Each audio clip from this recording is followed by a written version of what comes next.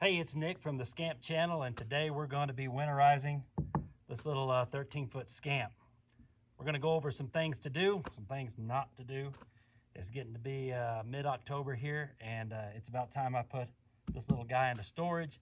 So I thought I'd make a quick video showing you a quick way to make sure your baby survives the winter without getting too icy. All right, let's talk about what not to do. One thing not to do is to look inside your trailer and find this little scan for owner's manual and try to use that, because it tells you to do the wrong things. One of the wrong things that it tells you to do is to open up this panel and look for a pitcock valve on the side that will allow you to drain out the water. It's not in there.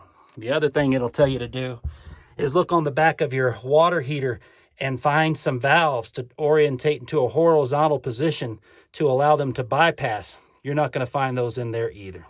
The freshwater tank drain valve is actually up underneath the trailer. It's located right down here somewhere. Let me see if I can get the camera. There it is. And you can open up that and drain out all the water in your freshwater holding tank.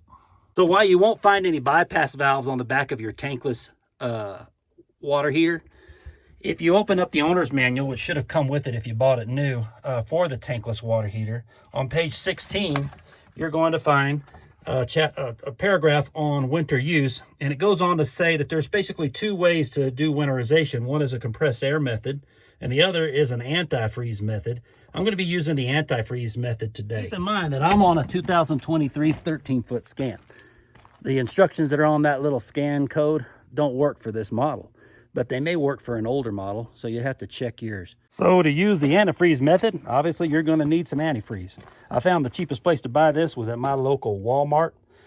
It's RV and marine antifreeze. It goes down to negative 50 degrees Fahrenheit. Or fresh water connection is going to be on the back side of the trailer. You're just going to take that off. It's not pressurized on the inside, so don't worry about anything hissing. And you basically just got a hole that goes right inside to that water tank. And then I'm going to use a funnel to pour the antifreeze in there best I can. Now your funnel, has a part where it comes out and a part where it goes in. It's not rocket science, but you want to make sure that the part where it goes in is a little higher than the part where it goes out. So what I do is I use my thumb to bend up the lip of this a little bit so that I can raise that edge and have it so that the fluid doesn't come out towards me. It goes in towards the water tank. And then I want to pour slowly and try to minimize any drips and get all of this in there. Now I've already put about a half a gallon in there, some leftover from another project. And I'm adding another gallon. And to be honest, there was already some antifreeze in the system because I've never used that freshwater holding tank. The last time I connected to water, I did so through the other side where you can hook up a city freshwater connection. Now the reason you want to add about a gallon and a half is because you're going to be running this through all your systems, and you want there to be enough to go around. Not only are you flushing out your faucets and putting some inside your water holding tank and putting some inside your two 12-volt water pumps. You've got one 12-volt water pump that pumps water through your different faucets, and you've got one that drains water from your shower pan into the gray water holding tank. But you also got to fill up all the water line throughout the little Scamp. And while this thing's tiny, it basically has a good amount of PEX piping that needs to have this all go through it. So by filling this thing up with a gallon and a half, maybe even 2 gallons if you want, you make sure you have enough to go through all those systems.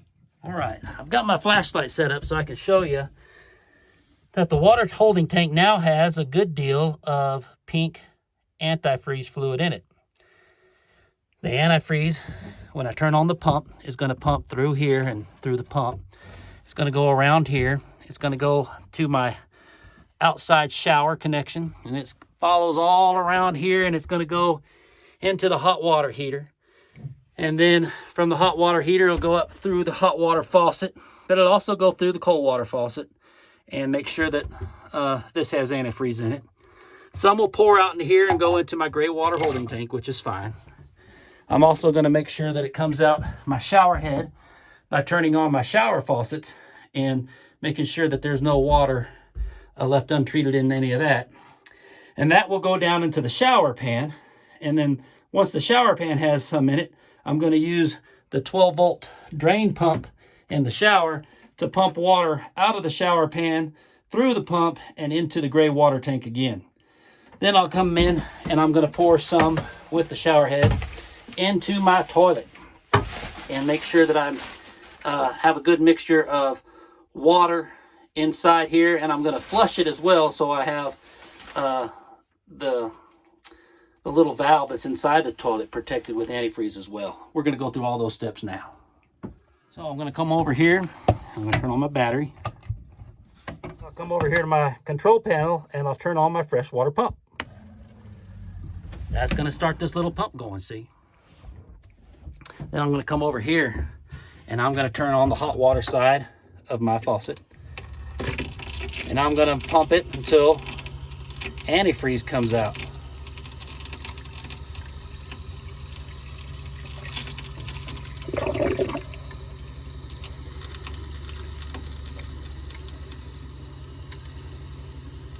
So this is hot water. It's going to be circulating through the hot water heater out. Now you can see it starting to come out pink, and that's where I want it.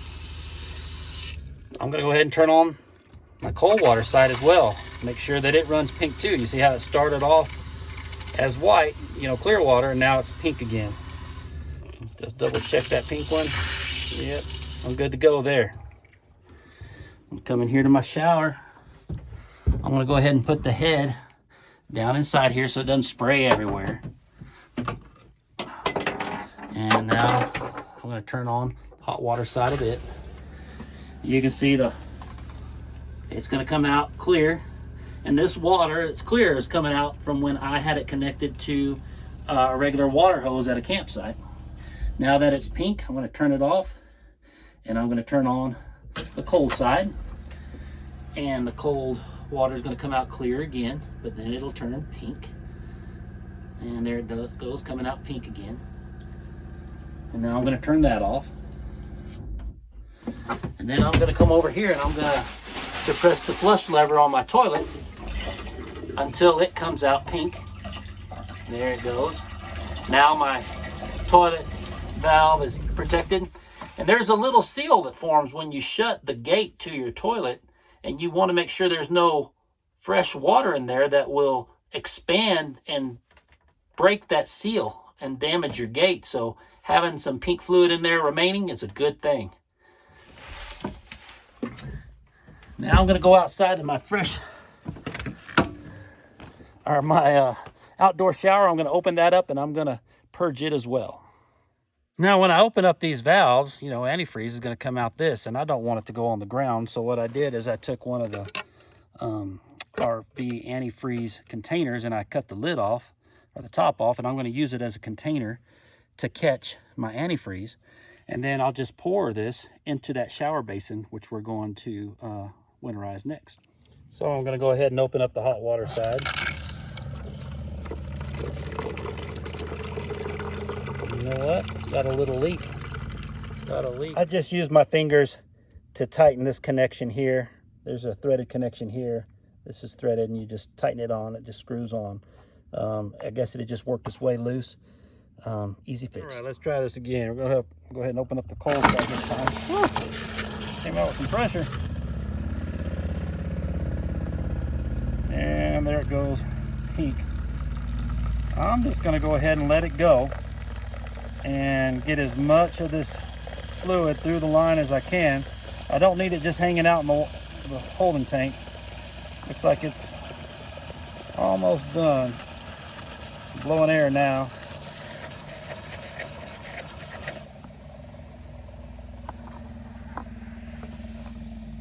And now I'm going to take the rest of this.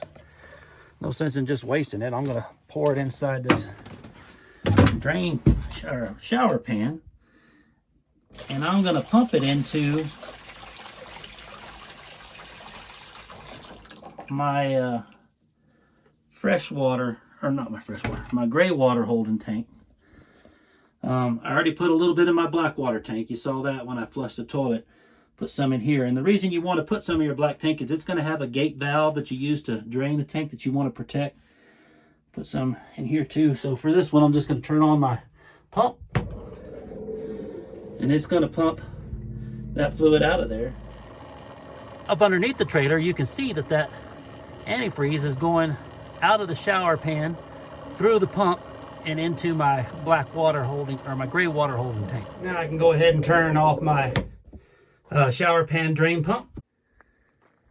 So over on the driver's side of your little trailer, you'll find your city water connection. And inside, you'll find a little screen, and it's got a little rubber diaphragm around it, see? You want to take out this little, I guess it's more of a washer. You want to take out this screen in the washer. You can use your finger, or you can use a screwdriver. You just want to gently pry it out. Doesn't take a whole lot of force. It's just barely sitting in there. And you want to save and hold on to that piece. Inside here, you're going to notice this little pressure relief valve. You can see it in there. It's white. It's right at the tip of my screwdriver. And the thing in the middle where my screwdriver is sitting now, that's a button that you can depress to relieve the pressure. It's spring loaded, so when you push it, it will want to push back into place. But when pressure is flowing through it, it probably won't reseat itself. And pressure is going to come out because we've pressurized the system. Remember, your water, I guess your water pump is on, and it's sending water from your water holding tank. In our case, it's not water, it's that pink antifreeze fluid through the system. And it has nowhere to go, so it's just built up pressure. None of the valves are open right now. So what I'm going to do is stand out of the way, and I'm just going to use my finger to press in on this little white button. Again, you want to be out of the way. It'll probably have some pressure behind it. Yeah, there it goes. Once it comes out a little bit, just keep pushing that button. And once the pressure reduces a bit, it will reseat. I'm going to try to reseat it by just pressing in this button. There it goes. So once the pressure has been reduced, you can reseat that by just pressing in the button. And you kind of want it to return to the place it was originally. You don't want it sitting over here to the side like that. You see how that's not right in the middle? You want it right in the middle. And that way, when you do want to hook up your city water connection again, that won't be depressed and the water will go the right way. After you're done with that, you want to put back in your screen. It's gonna go in just like this with basically the concave side facing outward. I'm just gonna put it in position, and then I'll use my screwdriver to kind of reseat it. Again, you want to be gentle with this. You don't want to gouge it. It might not be perfect right now, but when you screw your water hose in, it will help seat it as well. You just want to get it in the right place. And then you want to go ahead and cover that back up. Keep bugs and stuff out of there. And then the city water connection is now winterized as well. Here, and turn off my fresh water pump. And you can still see I have a little bit of fluid down there, just to, you know, I really don't need it, but it's in there. I'll need to make sure I flush that out before I use my fresh water holding tank again. But as of right now, we've got a plumbing system that's been winterized. The next thing you're going to want to do is take a paper towel and start mopping up all the extra pink fluid that came out, only because it can sometimes lead to discoloration. So I'm going to go through and mop all this up. After you've winterized the system, it's not uncommon to have a little bit of seepage afterwards. That pink stuff coming out, that's a good sign. That means there's antifreeze in that system. You can just use a paper towel to clean it up. Since I'll be storing this, another thing I'm going to want to do is remove the batteries from these devices so that they don't corrode and weaken over time. So like on the back of this Magic fan control, you know, it's got some batteries in there that I'm just going to go ahead and pull out and take out. And on the back of this, I believe, which is your thermostat, you'll have some AA or AAA batteries in there. You want to take them out as well. You can throw these down in a Ziploc bag, keep them for next year. They'll probably be all right. It's a good idea to have some backups as well. If you have a TV with a remote control, you'd probably want to take anything out with a battery. I've learned to wait till the end of the video to go over what tools I use, because during the making of the video, I'm not quite sure what tools I'm going to use. Today, I used a funnel. I used about 1.5 gallons of this RV and marine antifreeze that I got from Walmart. I used some paper towels to clean up the mess when I was done. I also used a knife to cut one of these bottles open to use it as a container to catch antifreeze so it didn't go out on the ground, which isn't good for anything. There are some things that you're going to want to do after you winterize your trailer to prepare it for storage, especially if you're going to store it over the winter. I'm going to store mine underneath a covered carport, and I'm going to put the cover on it to help keep it clean. But I'm also going to take the weight off the suspension and off the tires as best I can. And to do that, I'll put a jack underneath it and raise it just a little bit, and then put a jack stand underneath right behind the axle. Now, you don't have to take the tire completely off the ground. You're just trying to alleviate some of the weight.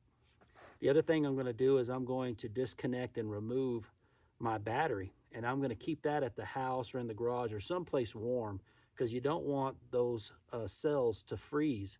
It's very bad for the battery. I'll buy a little trickle charger from Harbor Freight. I saw them there for about 20 bucks, and use it to keep the battery maintained over the winter. That way it's ready to go again.